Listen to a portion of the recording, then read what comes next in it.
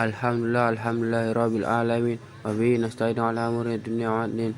Wassalatu wassalamu ala asrofil anbiya'i wa mursalin wa ala alihi wa sahbihi ajmain. Pertama, yang paling utama, marilah kita panjatkan puji serta syukur atas kehadirat Allah Subhanahu wa taala. Berkat rahmat, hidayah dan inayahnya kita dapat mengikuti perkuliahan pada siang hari ini. Salawat serta salam marilah kita curahkan kepada Nabi besar kita, Nabi Muhammad Sallallahu Alaihi Wasallam, yang telah membawa kita dari zaman jahiliyah ke zaman terang benderang ini. Yang saya hormati kepada Bapak Masrusan selaku dosen pengampu mata kuliah fikih ibadah, dan teman-teman yang saya banggakan.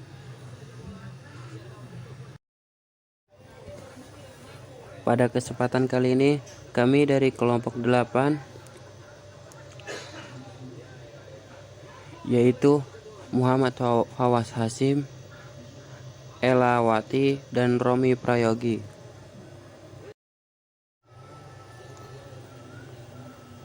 Pada kali ini kami akan membahas tentang bab jenazah, yang terdiri dari sakit menjelang kematian, sudah terjadi kematian, mati syahid, tata cara merawat jenazah laki-laki dan perempuan, dan takziah dan ziarah kubur.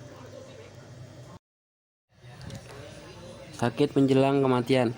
Adapun hal-hal yang harus dilakukan oleh orang sakit sebelum menjelang kematian, diantaranya yaitu ketika sakit kita harus ridho pada ketetapan Allah Subhanahu wa taala, bersabar atas takdir dan berbaik sangka kepada Allah Subhanahu wa taala, karena hal itu merupakan yang terbaik bagi kita. Yang kedua, hendaknya kita selalu merasa antara khauf atau cemas dan roja atau harap. Cemas atau takut akan azab Allah Subhanahu wa taala serta berharap akan rahmatnya.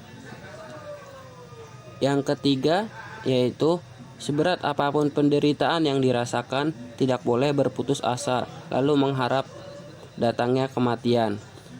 Yang keempat yaitu wajib berwasiat dengan sepertiga hartanya dan tidak boleh lebih dari itu. Bahkan lebih utama jika harta yang diwasiatkan itu kurang dari sepertiga. Yang kelima yaitu hendaklah seseorang ketika berwasiat disaksikan oleh 2 orang muslim yang adil atau dapat dipercaya. Akan tetapi jika tidak ada 2 orang muslim, maka boleh dari non muslim dengan syarat mereka dapat dipercaya.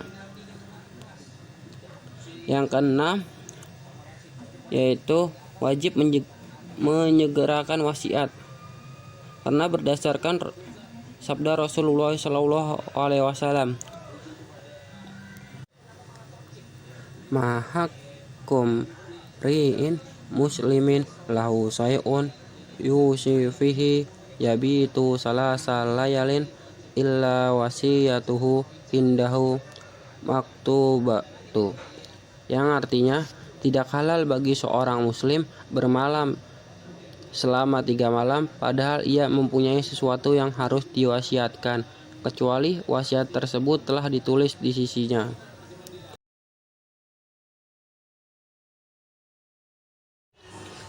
Sudah terjadi kematian. Adapun hal-hal yang harus diperhatikan setelah seseorang telah meninggal, yaitu apabila ada orang yang baru menghembuskan nafas terakhir, hendaknya kita segera untuk memejamkan mata sang mayat dan mendoakannya.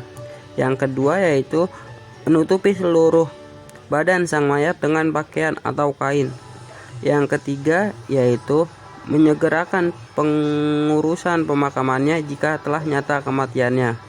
Yang keempat yaitu bagi orang yang meninggal saat ikram atau sedang umroh atau haji dengan menggunakan kain ikram, hendaknya seluruh jasadnya ditutupi kecuali bagian kepala dan wajahnya.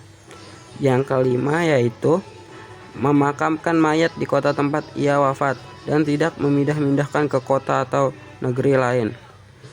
Yang keenam yaitu menyegerakan untuk melunasi utang-utang si mayat dari harta yang dimilikinya, meskipun harus menghabiskan seluruh hartanya. Mati syahid. Adapun orang-orang yang termasuk golongan yang meninggal dalam keadaan syahid yaitu: 1. Mati syahid dalam medan perang atau peperangan di jalan Allah Subhanahu wa taala. Yang kedua, perempuan yang meninggal karena melahirkan. Yang ketiga, mati karena disebabkan penyakit kolera. Yang keempat, mati karena mempertahankan hartanya dari perampok. Yang kelima, mati karena keracunan. Yang keenam, mati karena membela agama. Yang ketujuh yaitu mati karena tertimpa reruntuhan seperti tanah longsor. Yang kedelapan yaitu mati karena tenggelam. Adapun setelah itu tata cara merawat jenazah laki-laki maupun perempuan, yaitu tata cara memandikan jenazah. Yang pertama yaitu meletakkan jenazah dengan kepala yang agak tinggi di tempat yang disediakan untuk dimandikan. Yang kedua, dalam memandikan jenazah hendaklah memakai sarung tangan. Yang ketiga, ambil kain penutup dari jenazah dan ganti dengan kain basahan agar auratnya tidak terlihat. Yang keempat yaitu setelah bersihkan giginya, lubang hidung, lubang telinga, celah ketiaknya, celah jari tangan dan kaki, serta rambutnya, dan hendaklah memulai dari bagian sebelah kanan. Bagian setelahnya yaitu siram atau basuh seluruh anggota tubuh jenazah dengan air sabun. Setelah itu yaitu kemudian siram dengan air yang bersih sambil berniat sesuai jenis kelamin jenazah. Setelah itu siram atau basuh dari kepala hingga ujung kaki dengan air bersih. Siram sebelah kanan dan kiri masing-masing 3 kali. Setelah itu memiringkan jenazah ke kanan dan basuh bagian lambung kirinya sebelah belakang. Setelah itu siram lagi dengan air bersih dari kepala hingga ujung kaki. Setelah itu siram dengan air kapur barus.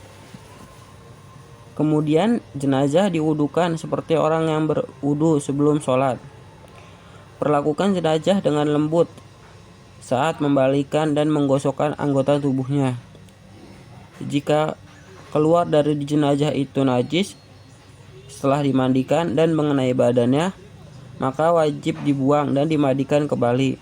Namun jika keluar najis setelah di atas kain kafan, tidak perlu diulangi mandinya, cukup hanya dengan membuang najis dan diwudukan kembali. Bagi jenazah wanita, sanggul rambutnya harus dilepas dan dibiarkan terurai ke belakang setelah disiram dan dibersihkan, lalu keringkan dengan handuk dan dikepang.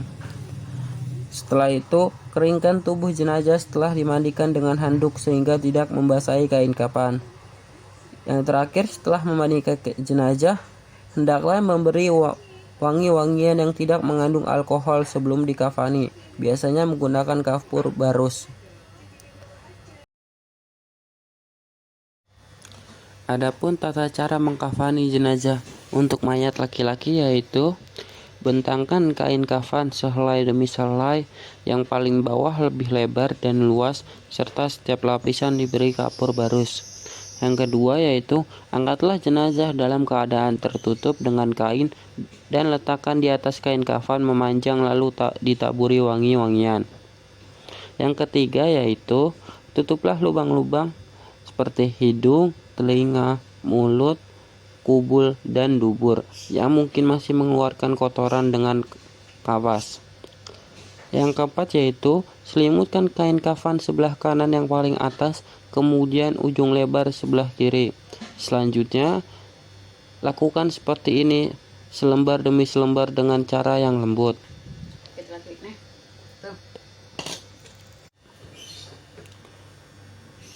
Selanjutnya yang kelima, ikatlah dengan tali yang sudah disiapkan sebelumnya di bawah kain kafan 3 atau 5 ikatan. Yang terakhir yaitu Jika kain kafan tidak cukup untuk menutupi seluruh badan mayat, maka tutuplah bagian kepalanya dan bagian kakinya yang terbuka boleh ditutup dengan daun kayu, rumput, atau kertas. Jika seandainya tidak ada kain kafan kecuali sekedar menutup aurat saja, maka tutuplah dengan apa yang ada. Adapun tata cara mengkafani jenazah untuk mayat perempuan yaitu: pertama, susunlah kain kafan yang sudah dipotong-potong untuk masing-masing bagian dengan tertib. Kemudian, angkatlah jenazah dalam keadaan tertutup kain dan letakkan di atas kain kafan sejajar, serta ditaburi dengan wangi-wangian atau dengan kapur barus. Kedua yaitu, tutuplah lubang-lubang yang mungkin masih mengeluarkan kotoran dengan kapas. Yang ketiga yaitu, tutuplah kain pembungkus pada kedua pahanya. Yang keempat yaitu, pakaikan sarung. Yang kelima yaitu, pakaikan baju kurung. Yang keenam yaitu, dandani rambutnya dengan 3 dandanan, lalu julurkan ke belakang. Yang ketujuh yaitu, pakaikan kerudung. Yang kedelapan yaitu, membungkus dengan lembar kain terakhir dengan cara menemukan kedua ujung kain kiri dan kanan lalu digulungkan ke dalam. Yang terakhir yaitu, ikatkan dengan tali pengikat yang telah disiapkan. Takziah. Takziah menurut bahasa artinya menghibur. Adapun menurut istilah, takziah merupakan mengunjungi keluarga orang yang meninggal dunia dengan maksud agar keluarga yang mendapatkan musibah dapat terhibur dan diberikan keteguhan serta kesabaran dalam menghadapi musibah, dan mendoakan orang yang meninggal supaya diampuni dosa-dosanya selama hidupnya. Adapun hukum dalam takziah yaitu sunnah dan merupakan hak muslim yang satu terhadap muslim yang lainnya. Ziarah. Ziarah hukumnya yaitu sunnah. Adapun adab ziarah kubur yaitu ketika masuk ke pintu kuburan, orang yang berziarah hendaknya memberi salam kepada ahli kubur dan membaca doa untuk mereka. Yang kedua yaitu berdoa memohon ampun bagi ahli kubur, sebagaimana yang pernah dilakukan oleh Nabi SAW ketika ziarah kubur. Yang ketiga yaitu orang yang ziarah kubur dilarang duduk di atas kuburan. Yang keempat yaitu bagi orang yang ziarah kubur tidak boleh meminta sesuatu apapun kepada kuburan, baik kuburan biasa maupun kuburan yang disebutkan orang dengan kuburan keramat, karena demikian itu termasuk perbuatan musyrik. Adapun hal-hal yang tidak boleh dilakukan dalam ziarah kubur yaitu menyembelih hewan kuburan para nabi atau wali, melakukan perjalanan menuju kuburan, dilarang melakukan tawaf di sekeliling kuburan dengan niat beribadah, dilarang membangun di atas kuburan atau menulis sesuatu dari Al-Quran atau syair di atasnya. Terakhir, tidaklah duduk di atas kuburan serta tidak menginjaknya. Sekian yang dapat kami presentasikan. Apabila ada kesalahan kata, kami memohon maaf. Wassalamualaikum warahmatullahi wabarakatuh.